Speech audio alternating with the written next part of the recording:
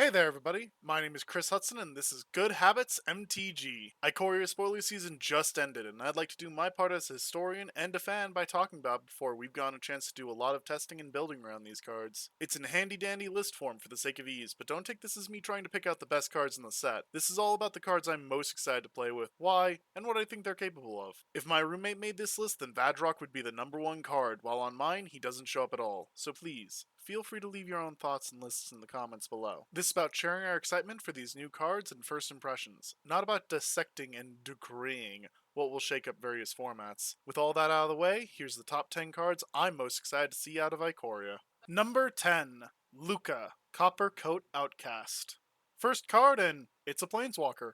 The new Planeswalker, to be specific, a green Planeswalker put through the filter to become red. All joking aside, this seems like the perfect way to handle a red Planeswalker who's creature focused. A solid but fickle card advantage plus, a conditional ult that's damage focused, and, well, the reason this card's on my list. His minus is not a fair ability. By checking cards of convert mana cost higher than whatever you sacrifice, he can find a wealth of incredibly powerful creatures over and over by sacrificing mana dorks who help you get to casting him. The options of payoffs to build around range from Emrakul the Aeon's Torn and Grizzlebrand in Modern, the normal suspects for effects like this, to Worldspine Worm and Emrakul the Promised End in Pioneer. In Standard, you even have Drakuseth and Impervious Greatworm as just the easiest picks I can come up with. This is a Planeswalker with a lot of room for abuse, but given that you have to build the deck around him and his effect, there's a lot of weaknesses, and I won't lie, that makes this new character all the more interesting to me.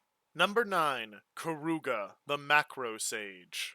Listen, I'm a relatively simple man. The decks I've typically enjoyed most are mid-range, stompy, and ramp decks. Give me the ability to play big dumb creatures and I'm having a great time. Karuga the Macro Sage knows how I feel and wants to be ready to join those big dumb friends of his at any time so long as every card I'm playing is 3 mana or more. This companion easily catches my attention though because split spells like Flower Flourish or Incubate Incongruity give you turn 1 plays, while still letting him join you as your companion. Split spells have weird mana cost rules like that. Bone Crusher Giant also means you've got some solid turn 2 removal, especially if you bring in Brazen Borrower for backup. Unfortunately, if you know much about Standard, it's not Stompy decks drooling over Karuga right now. No, his fate, it seems to be a more fiery one. Number 8, Luminous Broodmoth. White Weenie is this archetype that as a Stompy player, I have a lot of respect for.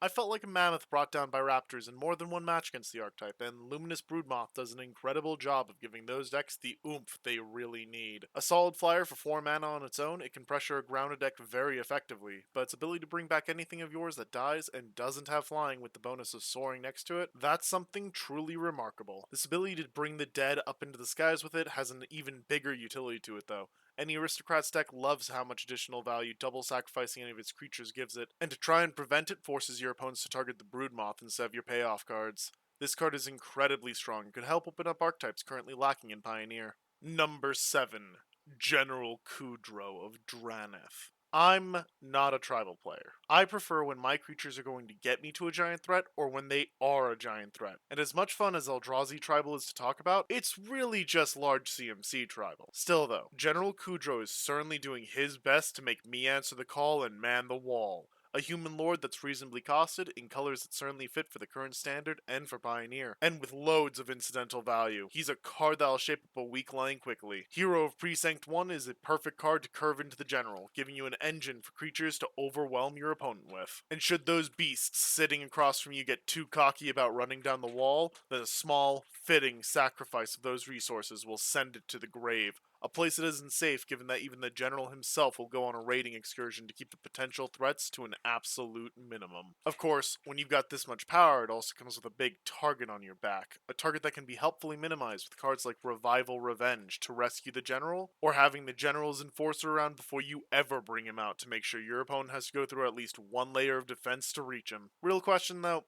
I cannot decide if this deck wants to be Mardu or Esper, and that's only talking about for Standard. Extended formats are going to have a field day figuring out whether to be more aggressive or tempo-based next to him. Number 6, Labyrinth Raptor.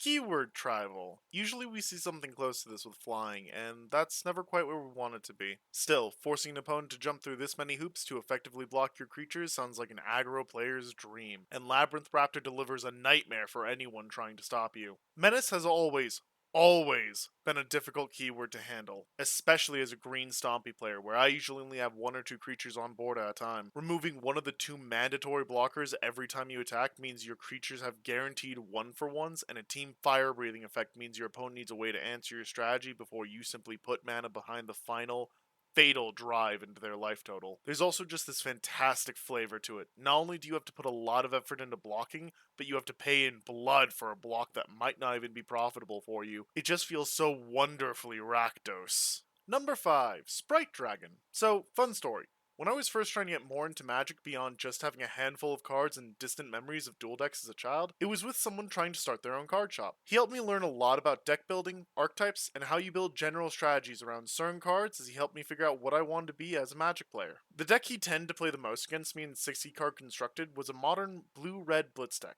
an archetype that's always had a lot of nostalgia for me because of that. Sprite Dragon is perfect in that archetype, steadily growing as you play red burn spells to beat down your opponent's board or life total as necessary, card draw that lets you find an ever-continuous chain of spells, and of course, the dragon has haste, because who can wait to jump into the fray and help count to 20 even faster? This isn't a complex card, but it's either going to slide in next to or replace Stormchaser Mage in Pioneer and Modern Blitz decks. I also can't get the image of the Royal Scions riding this into battle out of my head. If someone can make that happen, they will get the biggest high five.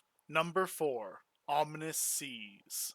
Shark Typhoon would be here, if it weren't for how likely you are to cycle it instead of ever casting it. Of course, cycling it next to our actual number 4 is a strong move. Ominous Seas is one of those cards that feels like it could so easily tempt me into a bad, unplayable deck. But that could also be a true monster if I've ever seen one. Drawing cards is something every controller tempo deck does in abundance, and with Ominous Seas taking you steadily closer to your own personal army of 8/8s, whenever you gain that sweet, sweet card advantage, it's hard not to be pulled in by the call of the sea. The entire time I've played Magic, control has been dominated by decks built around planeswalkers, and while Teferi works just fine next to our patient threat, it's captivating to consider a ticking clock you can present to your opponents early in the game, focusing purely on canceling and manipulating the board state without thinking about when you can slam down an actual win condition. If this card ends up being unplayable in Standard Pioneer, then I won't necessarily be surprised, but I hope I can be there to watch as we find out what kind of omen it really brings.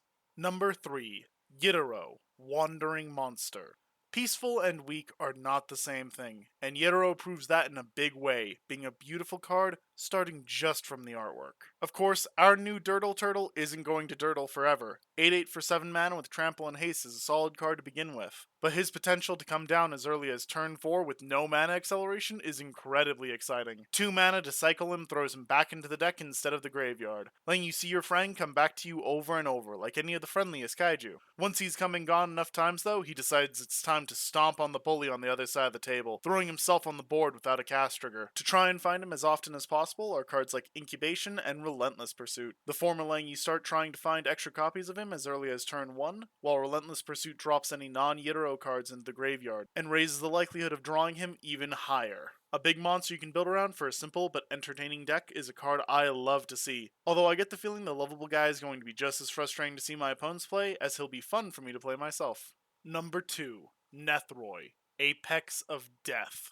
Call me an easy target, but you make a creature-focused mythic in my favorite color combination, you're going to get my attention pretty quickly. Nethroi has an incredibly high ceiling, the limits of which are honestly hard to talk about. Instantly dropping a creature combo out of your graveyard, abusable wording that allows you to get a lot of 0 or 1 power creatures out of grave who grow on board like Yorvo and Fiend Artisan, and of course, just being an incredibly solid top end for an Abzan mid-range list that can stabilize your board in a huge way. He is an absolute monstrosity, and I love it. Mythos of Nethroi being released to give us as close to a Vindicated standard as we'll probably ever get only makes Abzan midrange an even more viable option without him, along with Death's Oasis pairing with the Golgari Undergrowth mechanic to give even more options that I can abuse like Molder Hulk and Rhizome Lurcher. I could talk for hours about all the things you could do with him. This is an incredibly exciting card that's going to end a lot of games in a loud, powerful fashion. That almost got on the top spot on the list, but towards the end, a new tune started to play.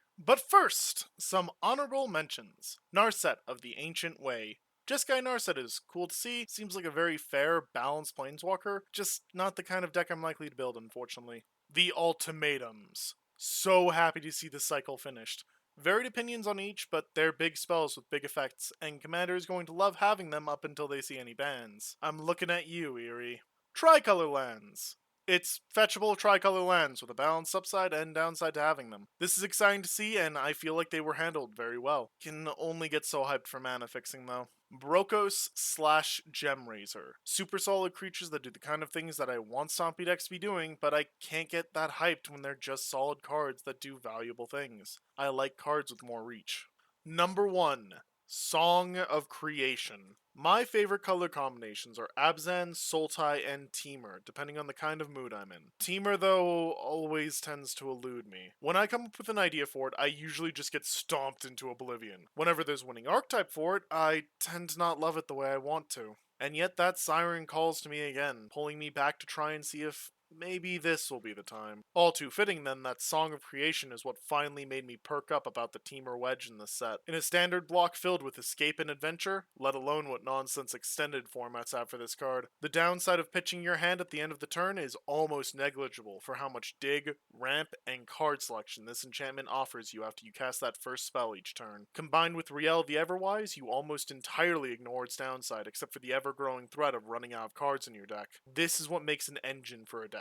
And while 4 mana Doolittle enchantments are normally ignored in constructed formats, it's hard for me not to see this as another Wilderness Reclamation or Fires of Invention. This card calls to me, and while other cards on this list may be more exciting, more powerful, or just sillier, this is the card that simply demands my attention. In the meanwhile, thank you all for your attention. I know a list like this can be a little silly since we'll have the cards before long and can know what is and isn't good, but I've always loved looking into the past and evaluating what expectations were like when compared to reality. If you want to help me in that, then let me know in the comments what changes you would make and why. I want to see what other people think about this ambitious set. If you've enjoyed listening to me get excited about these cards, then give me a like and maybe subscribe to the channel. I might be doing a lot of breaking down cards and talking about how they're playable. I hope you all have a great day, invest your speculation spending wisely, get hyped, have fun, and practice good habits, everybody.